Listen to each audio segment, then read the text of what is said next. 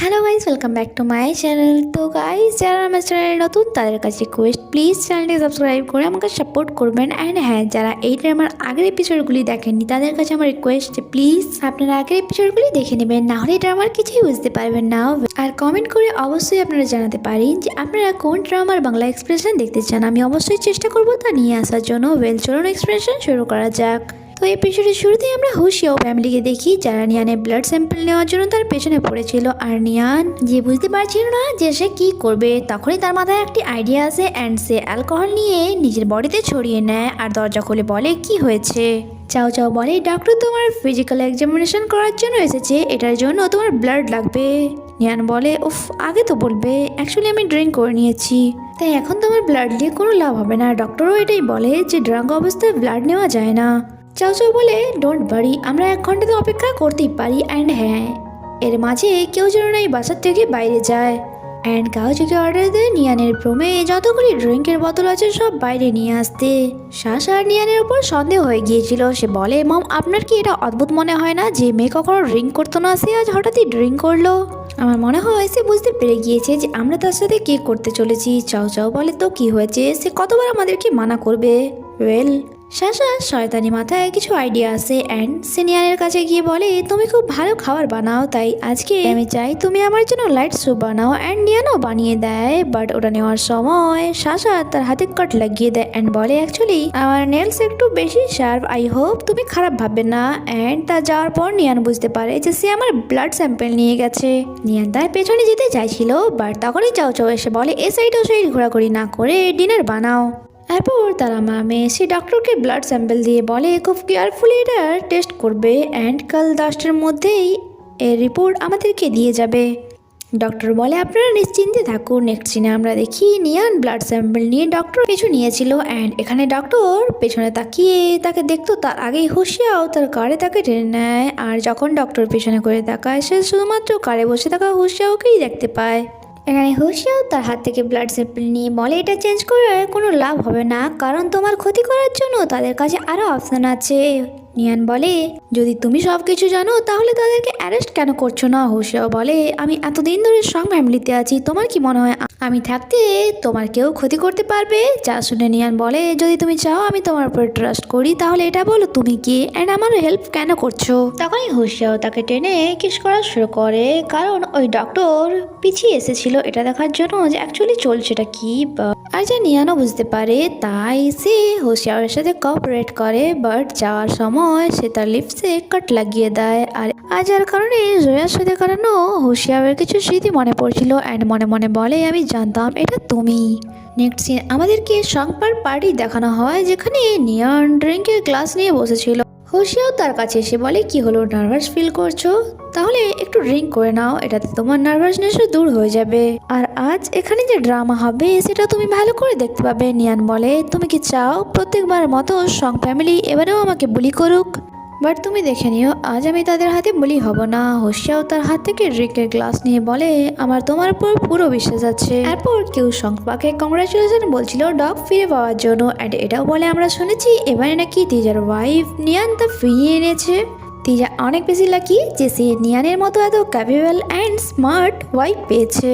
But নিয়ানের নামে এই প্রশংসা যেন শাসা সহ্য হয়েছিল না, তাই সে বলে, সে তো আমাদের ফ্যামিলিতে আসার পরই ম্যানার্স শিখেছে, আমাদের ফ্যামিলিকে এসে কোনো চাইল্ড তো দিতে পারবে না, তাই চলো সে কোনো কাজে তো লেগেছে, নইলে তার তো কোনো যোগ্যতাই নেই এই বাসার বউ হওয়ার। আর যা শুনে তো ওই লোকেরাও নিয়ানের মজা ওড়াচ্ছিল, আর যার কারণে হুশিয়া অনেক বেশি রাগ হচ্ছিল অ্যান্ড ওই পার্সনের দিকে দেখে যাচ্ছিল, যা ওই পার্সন নোটিস করে অ্যান্ড তার কাছে এসে টর্চ করার কথা বলে। বাট হুশিয়াও বলে, এইটুকু ওয়াইনে কি হবে, চলো আমি তোমাকে ওয়াইন খাওয়াচ্ছি অ্যান্ড তার মুখে পুরো ওয়াইনের বটল ঢুকিয়ে দেয়, যা দেখে নিয়ানের মনও একটু শান্তি হয়। বাট সে বুঝতে পারে না যে হুশিয়াও তার কেন হেল্প করছে। ততক্ষণে সেখানে ডক্টর আসে যে ইউনিট টেস্টের রিপোর্ট নিয়ে এসেছিল অ্যান্ড তাদেরকে দিয়ে বলে, আপনাদের কথা মতো আমি একাই এটা হ্যান্ডেল করেছি, কাউকে হাতও দিতে দেয়নি।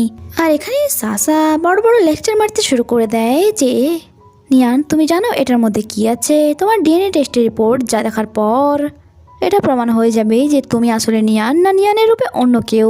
তিজা এটা নাও অ্যান্ড রিড করে সকলকে শোনো। অ্যান্ড তিজা যখন সেটা খুলে দেখে সে অবাক হয়ে যায়, কারণ সেখানে ডিএনএ টেস্টের রিপোর্ট একদমই সেম ছিল। ইভেন তো এটা শুনে নিয়ান অবাক হয়ে যায় অ্যান্ড সে হুশিয়াওকে দেখে তার ফেস দেখে এসে বুঝতেই পেরে যায় যে এই সব কিছু তার কর্মকাণ্ড। আর সাথে তার মম তো যেন পাগলই হয়ে গিয়েছিল। তারা ডক্টরকে ব্লেম করা শুরু করে আর পার্টিতে আসা সমস্ত গেস্ট তাদের বিহেভিয়ার দেখে বলে তারা নিজেদের বৌমার সাথে এমন বিহেভ করে জানা ছিল না। আমি এটাও শুনেছি নাকি 20% শেয়ার তাদের বৌমার নামে আছে, আর যার কারণে তারা তাকে মারতে চায়। সাশা এসে তাকে মারতে চাইছিল এটা বলে যে এইসব কিছু আর এইসব রিউমার্স এই মেয়েটি ছড়িয়েছে। নিয়ান পিছিয়ে বলে আমি লাস্ট বার ওয়ার্ন করছি, কেউ যদি আবারও আমার গায়ে হাত তোলে। And my mother in law, আপনার সাথ দেওয়ার জন্য আপনাকে আজ একটা সত্য জানাচ্ছি। আপনি যে এই গলার হারটি পরে আছেন এটা আসলে আসল নয়, নকল। কারণ আসলটা তো আপনার মেয়ে কবে কি বিক্রি করে খেয়ে নিয়েছে। শুধু ওটা নয়, আপনার কাছে যত জুয়েলারি আছে সবকিছুই নকল। অ্যান্ড আসলগুলো সব আপনার মেয়ে বিক্রি করে নিজের হাজব্যান্ডের ফ্যামিলিকে খুশি করার জন্য এবং তার লোন শোধ করার জন্য বিক্রি করে দিয়েছে। আর সেই সব টাকা নিয়ে এখন ফুর্তি করছে। যা শুনে শাসা তো বলে আমি এতদিন তোমার এত সাথ দিলাম, আর আজ আমার ফ্যামিলির নজরে আমাকে খারাপ করার জন্য তুমি উঠে পড়ে লেগেছো। নিয়ান বলে আচ্ছা তাই বুঝি, বিশ্বাস হচ্ছে না। অ্যান্ড তার শাশুড়িমার গলা থেকে ওই নেকলেসটি ছিঁড়ে নিয়ে তা জ্বালিয়ে দেখায়। আর আপনি যে এই ব্যাঙ্গলসটি পরে আছেন তাও নকল। অ্যান্ড তিজার হাত থেকে ঘড়ি খুলেও দেখায় যে দেখো এটাও নকল। অ্যান্ড এই সব কিছু জানার পর তো তার মাদার ইন লর হার্ট অ্যাটাকই চলে আসে যে আমি এতদিন দুধ কলা দিয়ে কালসাপ পুষেছি। অ্যান্ড তিজাকে গিয়ে বলে তাড়াতাড়ি করে লকারের জুয়েলারি চেক করো। অ্যান্ড সাশা বলে মম এই দুদিনের মেয়েটির কথার উপর আপনি বিশ্বাস করছেন আমি আপনার মেয়ে হই। অ্যান্ড সে গিয়ে সে নিয়ানকে থাপ্পড় মারতে চাইছিল, বাট হোশিয়াও তার হাত ধরে নেয় অ্যান্ড বলে তোমার লজ্জা লাগছে না নিজের বাসাতেই নিজে চুরি করলে। অ্যান্ড আর নিয়ানকে নিজের কাছে টেনে নেয়, যা নিয়ানের অনেক বেশি ভালো লাগে। অ্যান্ড এখানে তিজা সমস্ত জুয়েলারি নিয়ে আসে অ্যান্ড বলে মম এই সব কিছু তো নকল, আমরা এখন কি করব। চাও তো শাসার উপর অনেক বেশি রাগ হচ্ছিল। আর শাকচুন্নি শাসা সে এখনো তার মমকে বিশ্বাস করানোর চেষ্টা করছিল যে আমি আপনার মেয়ে হই, আমি এমনটা কি করে করতে পারি। চাওয়েরও এমনটাই মনে হচ্ছিল। বাট তখনই তার ছেলে বাবা এসে বলে মম তুমি মিথ্যা কথা কেন বলছো, আমি তোমাকে নিজে দেখেছি গ্র্যান্ডমার লকার থেকে জুয়েলারি বের করতে। আর তুমি তো বলেছিলে নানিরা নাকি খুব বড় লোক, অ্যান্ড এইটুকু আমরা যদি নিয়েও নেই তাদের কিছুই হবে না। এবার তো চাও তার মেয়েকে মারাই শুরু করে দেয়। অ্যান্ড এভাবে এখানে একটি খুব ভালো ড্রামা ক্রিয়েট হয়ে যায়, যা দেখে নিয়ানের ফেসে স্মাইল ছিল। হোশিয়াও তো এটাই দেখতে চাইছিল অ্যান্ড সে তাকেই দেখে যাচ্ছিল। নেক্সট সিনে আমরা শাসাকে দেখি যাকে তার মম তার জিনিসপত্র সহ বাসার থেকে বের করে দিচ্ছিল। অ্যান্ড তাকে 1 সপ্তাহ টাইম দেয় যে 1 সপ্তাহের মধ্যে আমাদের বাসার থেকে তুমি যা চুরি করেছো সমস্ত কিছু আমার দিয়ে দেওয়া হয়, নইলে দেখবে আমি তোমার কি করি। শাসা ক্ষমা তো যায়, বাট চাও তাকে ক্ষমা করে না। ফাইনালি নিয়ান তাকেও বাসা থেকে বের করে দেয়।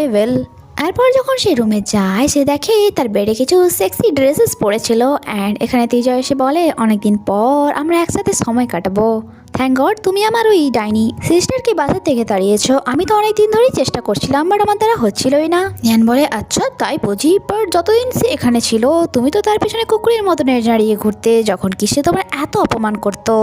বাট তিজা তো মিষ্টি কথা বলে শুধুমাত্র তার সাথে একটা রাত কাটাতে চাইছিল। বাট নিয়ার মেরে তাকে বেড পর্যন্ত নিয়ে আসে অ্যান্ড ওই সেক্সি ড্রেসেস তার মুখে ঠুসে দিয়ে বলে এটাও তুমি তোমার কাছে রাখো। অ্যান্ড রুম থেকে বাইরে চলে আসে। আর বাইরে হোশিয়াও বসেছিল, তিজাও তার পেছনে আসে যে প্লিজ হানি আমার এক্সপ্লেনেশনটা তো শুনে নাও। তাকে দেখে হোশিয়াও বলে আজকের রাতটা এতই মজাদার যে একটার পর একটা তামাশা দেখতে পাচ্ছি। নিয়ান তার ল্যাম্পে এসে বসে পড়ে অ্যান্ড বলে এখনো তো একটা তামাশা দেখার বাকি আছে, চলো তা আমি তোমাকে দেখাচ্ছি। আর যা বলার সাথে সাথে সে তার শার্টের বাটন খোলা শুরু করে দেয়। আর হোশিয়াও তাকে এক্সাইটেড হয়ে দেখছিল। আর সেখানে দাঁড়িয়ে থাকা তিজা নিজের ওয়াইফকে এভাবে দেখে চেঁচিয়ে বলে এটা তুমি কি করছো। হোশিয়াও বলে আরেকবার ভেবে নাও, পরে তুমি রিগ্রেট ফিল করবে না তো। নিয়ান বলে আমি আর রিগ্রেট হতেই পারে না, বাট সে জানতো না যে যদি সে চলে ডালে হোশিয়াও চলে পাতায়। অ্যান্ড তাকে জোর করে নিজের দিকে টেনে কিস করা শুরু করে। আর যা দেখে তো তিজা অবাক হয়ে যায় অ্যান্ড রেগে এসে হোশিয়াওকে মারতেও চাইছিল, বাট সে তার পাঁচ দৌড় নেয় অ্যান্ড নিয়ানকে কিস করা কন্টিনিউ রাখে। এরপর নিয়ান যখন সেখান থেকে চলে যায় তিজা বলে তুমি এটা ঠিক করলে না। হোশিয়াও বলে তুমি কি জানো পুলিশ ইন্সপেক্টরের ওপরে হাত তোলার শাস্তি কি হতে পারে।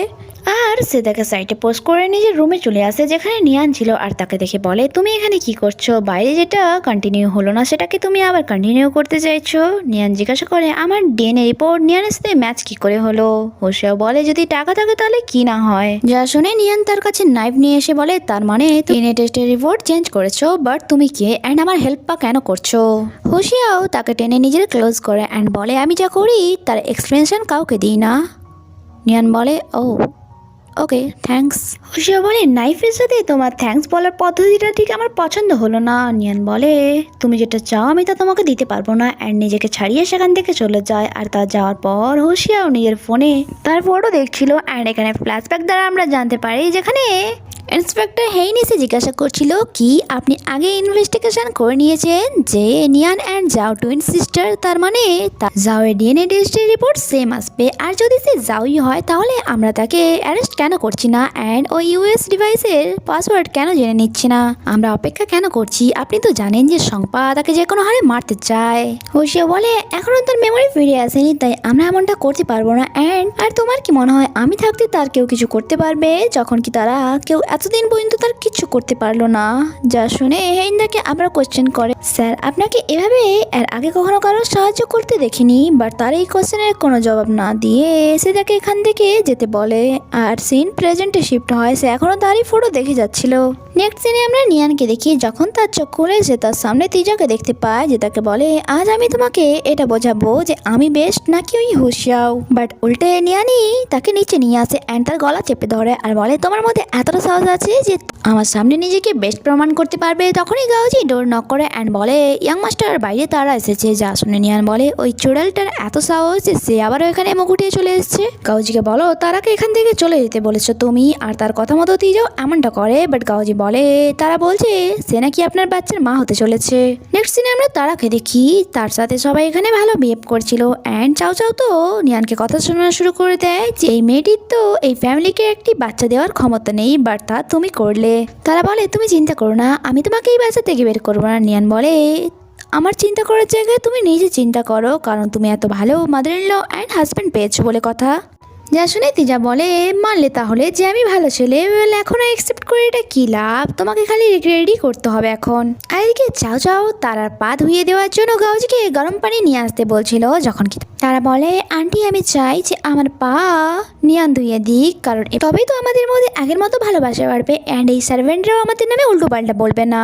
যা শুনে নিয়ানের তো অনেক বেশি রাগ হয়। বাট চাও চাও বলে, এই বাসার উত্তরাধিকারের জন্য তোমাকে এটা করতেই হবে। অ্যান্ড যখনই গরম পানি গাউজি নিয়ে আসে তারা বলে, নিয়ানকে বলে, চলো প্রথমে আমি তোমার পা ধুয়ে দিচ্ছি। অ্যান্ড সে গরম পানির ট্যাপ তুলে তার উপর ইচ্ছে করে ফেলে দেয়। বাট আমরা দেখি আর মাঝে হুসিয়াও চলে আসে অ্যান্ড ওই গরম পানি তার উপরে পড়ে যায়। সে নিয়ানকে বলে, তুমি ঠিক আছো? তারপর তারাকে বলে, তারা তুমি এখন মা হতে চলেছো, তাই কিছু ভালো কাজ করো যা তোমার আর তোমার বেবির জন্য ভালো হবে। তারা বলে, অ্যাকচুয়ালি আমার পা পিছলে গিয়েছিল, সরি।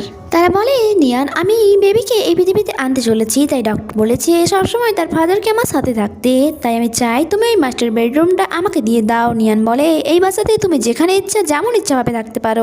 অ্যান্ড মনে মনে ভাবে, যদি আমি নিজের আইডেন্টিটির ব্যাপারে না জানতে চাইতাম হয়তো কখনো এখানে থাকতাম না। নেক্সট দিনে আমরা হুশিয়াওকে দেখি যে তার পুরো জায়গায় মলম লাগাচ্ছিল অ্যান্ড সেখানে নিয়ানকে আসতে দেখে সে উঠে যাচ্ছিল। বাট নিয়ান বলে, ওয়েট আমি লাগিয়ে দিচ্ছি। বাট সে বলে তার কোনো দরকার নেই। বাট নিয়ান জোর করে তার পুরো জায়গায় মলম লাগিয়ে দিচ্ছিল।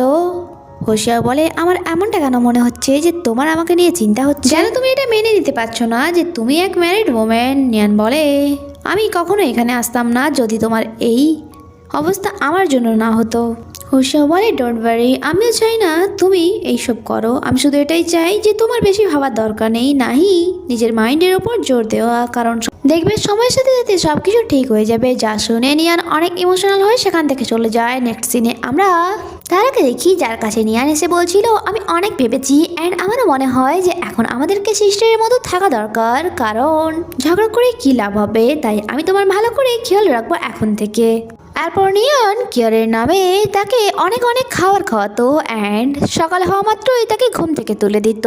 আর তারপর তাকে মর্নিং ওয়াক করাতো, এক্সারসাইজ করতো, যা তার হেলথের জন্য তো হেল্পফুল ছিল, বাট তার একদমই করতে ভাল লাগতো না। তারা বিরক্ত হয়ে গিয়েছিল, বাট সে মানাও করতে পারবে না। অ্যান্ড যখনই তেজার সাথে রোমান্স করার সে সুযোগ পায়। সে বলে দেয় যে তুমি নিয়ানকে ডিভোর্স দিয়ে দাও, ডিভোর্স দিয়ে বাসা থেকে বের করে কেন দিচ্ছ না, সে আমাকে বিরক্ত করে দিয়েছে অ্যান্ড আমার মনে হয় সে আমাদের বেবির কিছু ক্ষতি করতে পারে। তিজা বলে এখনো ঠিক সময় আসেনি, কারণ তার নামে 20% শেয়ার আছে অ্যান্ড এটার জন্য ড্যাড কখনোই রাজি হবে না। তিজা বলে আচ্ছা বেবি এটা বলো, তুমি বললে তুমি 2 মান্থ ধরে প্রেগনেন্ট, বাট ওই সময় তো আমি অ্যাব্রোডে ছিলাম। যা শোনা মাত্রই তারা কথা বদলে দেয় অ্যান্ড বলে আরে বেবি ওটা তো আমি আন্দাজে বলেছিলাম। তখনই নিয়ানকে আসতে দেখে সে তিজার সাথে রোমান্স করা শুরু করে দেয় অ্যান্ড বলে বেবি তুমি বলো নিয়ান কি তোমাকে সেই সুখ দিতে পেরেছে যা আমি তোমাকে দিচ্ছি। অ্যান্ড দুজন মিলে নিয়ানের অপমান করতে শুরু করে দেয়, বাট নিয়ান তাদের ভিডিও বানিয়ে নেয়। এটা বলে যে হতে পারে এটা আমি কখনো নিজের জন্য ইউজ করতে পারি। যা শুনে তারা বলে তুমি কি বলতে চাইছো, তোমার লজ্জা লাগবে না যখন সবাই এটা জানতে পারবে যে যেটা তুমি করতে পারোনি সেটা তারা করে দিয়েছে। তখনই সেখানে চাও চাও এসে তাদের দুজনকে বকা দিয়ে তিজাকে মারতে শুরু করে দেয় যে নির্লজ্জ ছেলে, তুমি জানো না সে প্রেগনেন্ট আর তার সাথে এখন রোমান্স করছো।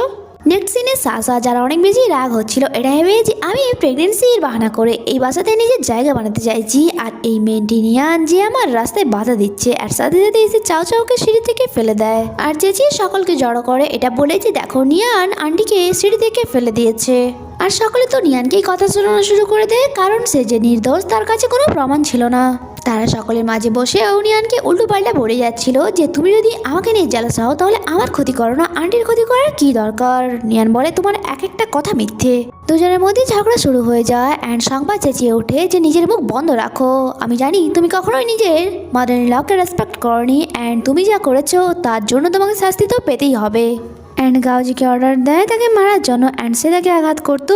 তাদের মাঝে সোশিয়াও চলে আসে যে বলে নিয়ান যে নির্দোষ তার প্রমাণ আমার কাছে আছে অ্যান্ড সিসিটিভি ফুটেজের রেকর্ড তাদেরকে দেখায় যেটাতে পরিষ্কারভাবে বোঝা যাচ্ছিল যে নিয়ান নয় বরং তারা চাও চাওকে সিঁড়ি থেকে ফেলেছে। আর তা দেখা মাত্রই তারা নাটক করা শুরু করে দেয়।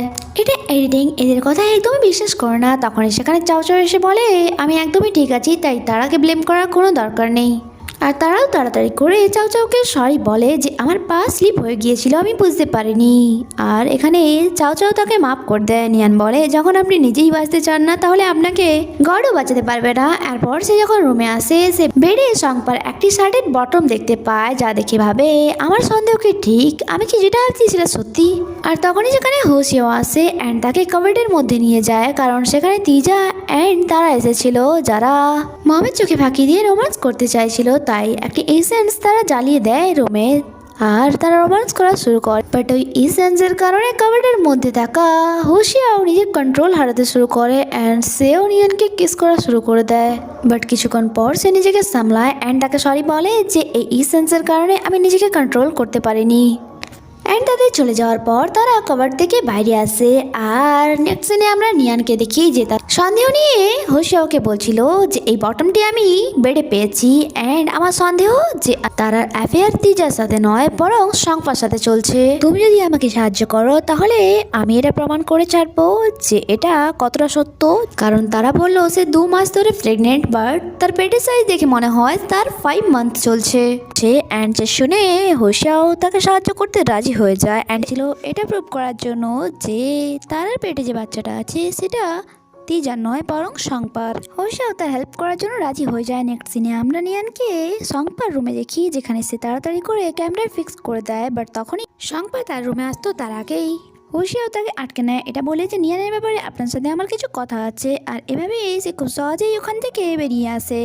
আর যখনই বারান্দায় সে একা ঘুরছিল তিজা তার কাছে এসে বলে এখনো তোমার কাছে সুযোগ আছে, যদি তুমি আমার ভালো ওয়াইফ হতে পারো তাহলে আমি তারাকে ছেড়ে দেবো আর তারপর তার বেবির মম তুমি হয়ে যেও। যা শুনে নিয়ান বলে কত ছোট ভাবনা তোমার, তুই যেমন ছোট লোক তোর সাথেও ঠিক তেমনই একটা মেয়ে জুটেছে, তাই এটাই তোর প্রাপ্য। অ্যান্ড এখান থেকে সে চলে যায়। এরপর সে হোশিয়াও অ্যান্ড এই ফ্যামিলিতে যেসব কিছু চলছে তার ব্যাপারেই ভেবে যাচ্ছিল অ্যান্ড সে বুঝতে পারছিল না যে সে এখন কি করবে, এই সব কিছু বাইরে কি করে বেরোবে। তখনই সামনে থেকে হোশিয়াওকে আসতে দেখে তার রাস্তা বদলে নেয়, বাট হোশিয়াও তাকে আটকে বলে কি ব্যাপার, তুমি আমাকে ইগনোর করছো কেন, মনে হয় তুমি আমার থেকে কিছু লুকোচ্ছ।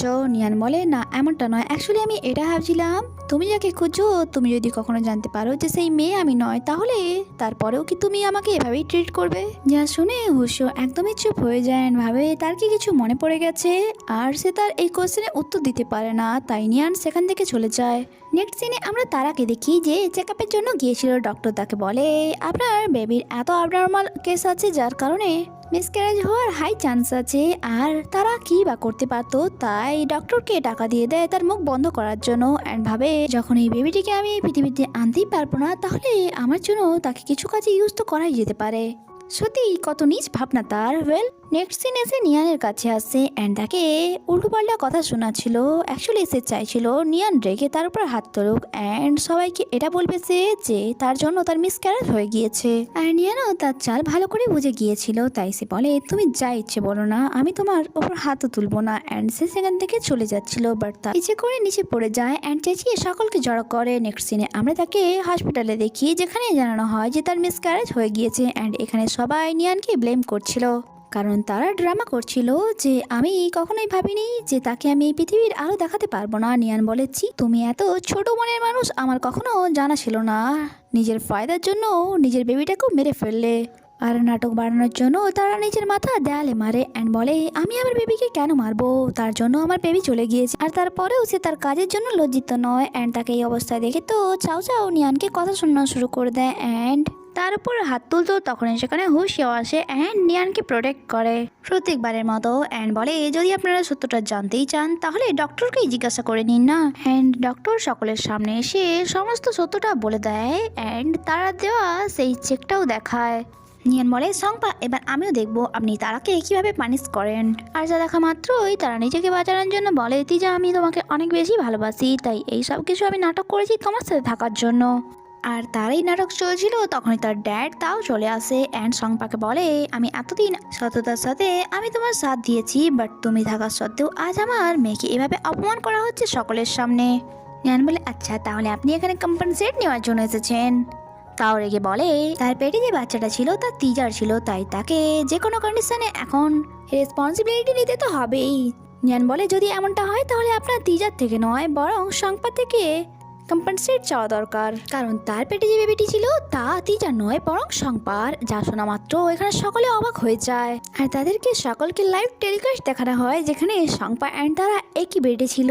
আর তাদের অবস্থা দেখে সকলে বুঝেই গিয়েছিল অ্যাকচুয়ালি তাদের মধ্যে চলছিলটা কি। অ্যান্ড যেখানে সংপা বলছিল আমাদের এই বেবিটিকে আমরা তিজার বেবি নাম দিয়ে দেবো, কারণ এভাবে আমার বংশ উদ্ধার হয়ে যাবে অ্যান্ড এই বাসার এক মেম্বারও হয়ে যাবে। যা দেখা মাত্র তো চাও চাও তাকে মারা শুরু করে দেয় যে নির্লজ্জ মেয়ে কথাকার, শেষমেশ তুই আমার হাজব্যান্ডকেও ছাড়লি না। অ্যান্ড এভাবে খুব সুন্দর একটা ড্রামা ক্রিয়েট হয়ে যায় আর যা মজার সাথে দেখছিল নিয়ান অ্যান্ড হুশিয়াও। নেক্সট সিনে আমরা তারাকে দেখি তাকে বাসার থেকে বের করে দেওয়া হয়েছিল অ্যান্ড সংপা নিয়ানকে গিয়ে বলছিল তোমার যা করার ছিল তা তুমি করে নিয়েছো, তাই প্লিজ ওই রেকর্ডেডগুলো আমাকে দিয়ে দাও। আবার নিয়ান তার সামনে একটি শর্ত রাখে যে তাকে কোম্পানির চেয়ারম্যান বানাতে হবে। সে বলে ওকে আমরা এটার জন্য ভোটিং করবো।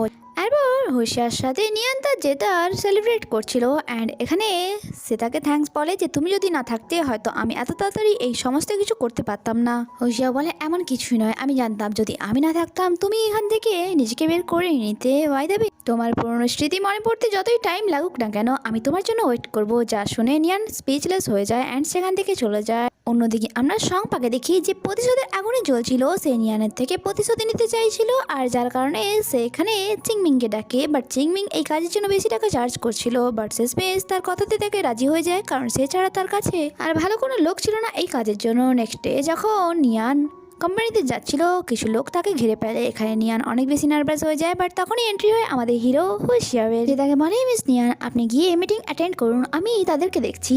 আর হুশিয়ারের এভাবে সেখানে আসা নিয়ানের অনেক বেশি ভালো লাগে অ্যান্ড সে সেখান থেকে চলে যায়। অন্যদিকে আমরা কোম্পানিতে সংপাকে দেখি যে বলে নিয়ান আসতে লেট করে ফেলেছে, মনে হচ্ছে সে গিভ আপ করে ফেলেছে। তখনই নিয়ান এসে বলে কি আপনাকে বললো এমনটা যে আমি গিভ আপ করে নেব। আর তাকে দেখে সংপা আবারও শেষবারের মতো তাকে বোঝায় যে তুমি কি করে ভাবলে আমি থাকা সত্যি তুমি এত সহজে এই কোম্পানির চেয়ারম্যান হয়ে যাবে। বাট নিয়ার নিজের ওপর ফুল কনফিডেন্স ছিল অ্যান্ড সে তার প্রজেক্ট দেখানো শুরু করে অ্যান্ড তার প্রজেক্ট আর তার স্ট্র্যাটেজি মাইন্ড ব্লোয়িং ছিল, যা সেখানে তাকে সমস্ত ইনভেস্টরের অনেক বেশি পছন্দ হয়। আর সংপাও এক মুহূর্তের জন্য ভয় পেয়ে যায়, তাই সে চেঁচিয়ে বলে যে তাই সে উঁচু গলায় বলে এটা মনে রেখো যদি আজ তোমরা আমার সাথ ছেড়ে দাও তাহলে ফিউচারে কখনো আমার সাথ পাবে না। আর যা শুনে তো 80% ভোট সংবাদ দিকেই যায় অ্যান্ড নিয়ান কিছু ভোটই পেয়েছিল। আর যা দেখা মাত্র তো সংবাদ অনেক বেশি খুশি হয়ে বলে যে আমি তোমাকে ম্যারেজ করতে চাই না, তাই এটাই ভালো হবে তুমি নিজের থেকে এখান থেকে চলে যাও। আর তখনই পেছন থেকে কারোর আওয়াজ শোনা যায় যে বলছিল আমি এই কোম্পানির 10% শেয়ার হোল্ডার হিসেবে আমার ভোট নিয়ানকে দিচ্ছি। আর আমরা দেখি এটা আর কেউ নয়, হুশিয়াও ছিল। সে বলছিল কারণ আমি ভালো করে জানি যদি আমি তাকে ভোট দেই অ্যান্ড সে এই কোম্পানির চেয়ারম্যান হয় তাহলে এই কোম্পানি সে ভালো করে এগিয়ে নিয়ে যেতে পারবে অ্যান্ড তার ভোট দেওয়ার সাথে সাথে নিয়ানের ভোট সংখ্যা বেড়ে যায় আর যার কারণে সে এই কোম্পানির চেয়ারম্যান হয়ে যায়। আর তার চেয়ারম্যান হওয়ার পর কিছু শেয়ার হোল্ডার আমতি জানা এটা বলে যে আমরা যতদূর জানি তুমি নাকি নিজের মেমোরিও হারিয়েছো, তাই এভাবেই এই কোম্পানিকে রান করবে কি করে। আর যা শুনে নিয়ান তাদের এক একজনের ইলিগাল কাজের কথা বলছিল আর যা শুনে তারা সবাই চুপ হয়ে যায় অ্যান্ড নিয়ান অ্যানাউন্স করে যে আজ থেকে এই কোম্পানির চেয়ারম্যান আমি। অ্যান্ড এতক্ষণে সেখান থেকে হুশিয়াও চলে যায় অ্যান্ড তার চলে যাওয়া নিয়ানের অনেক বেশি খারাপ লাগে। নেক্সট সিনে আমরা নিয়ানকে দেখি যখন সে বাসায় ফিরছিল সামনে থেকে হুশিয়াওকে আসতে দেখে তাকে দেখে নিয়ান হ্যাপি হয়ে যায় অ্যান্ড তাকে বলে তুমি ওখান থেকে চলে কেন এলে। হুশিয়াও বলে আমার যখন মনে হবে যে তোমার আমাকে দরকার তাহলে যে কোনো কন্ডিশনে আমি তোমার পাশে গিয়ে দাঁড়াবো, বাট যখন আমার মনে হবে যে তুমি সব কিছু হ্যান্ডেল করতে পারবে তখন তোমার পাশে আমার দাঁড়িয়ে থেকে কি লাভ। আর তুমি ওই দিন আমাকে কোশ্চেন করেছিলে না যে যদি কোনোদিন আমি জানতে পারি যে তুমি সেই মেয়ে নয় যাকে আমি খুঁজছি তাহলে তারপরেও কি আমি তোমার সাথ দেবো। তাহলে ওই দিন আমি এটার উত্তর দিতে পারিনি তোমায়, বাট আজ বলছি আমি নিজে সব কিছু রিস্কে ফেলে যাকে প্রোটেক্ট করছি সে প্রেজেন্টে তুমি। তাই এরপরে যাই হয়ে যাক না কেন আমি যে কোনো কন্ডিশনে যে কোনো সময় তোমার এভাবেই পাশে থাকবো। অ্যান্ড মজার ব্যাপার এটাই যে দূর থেকে এই সব কিছু নিয়ান দেখছিল, মানে আসল নিয়ান। অ্যান্ড এখানে এই এপিসোডই শেষ হয়, আগে কি হয় তা জানতে স্টে কানেক্টেড। ভিডিও ভালো লেগে থাকলে লাইক অবশ্যই করবেন। দেখা হচ্ছে পরের এপিসোডে। Stay connected, bye bye.